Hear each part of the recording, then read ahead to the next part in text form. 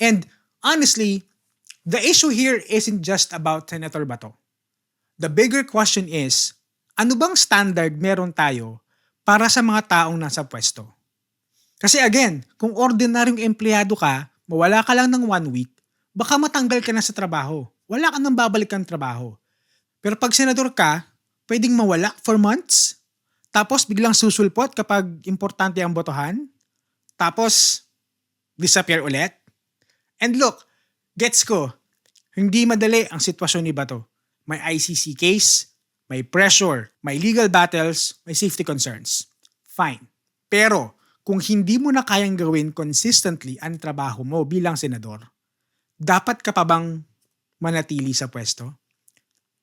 Kasi ang pagiging senador, hindi yan part-time job. Hindi yan seasonal work. Lalong hindi yan trabaho na pwede mo lang balikan kapag convenient sa'yo. Ang pagiging senador, public service yan.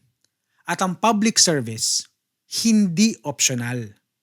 And personally, kung ako ang tatanungin, kung hindi mo na kayang gampanan yung role mo bilang senador dahil sa mga legal issues, dahil sa mga safety concerns, or kahit ano paman, maybe the more honorable thing to do is to step aside, face the allegations.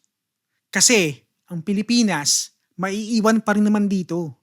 Tatakbo pa rin ang Senado kahit wala ka. Magpapatuloy pa rin ang gobyerno. And maybe, just maybe, the Filipino people deserve a senator na present hindi lang kapag may importanteng botohan.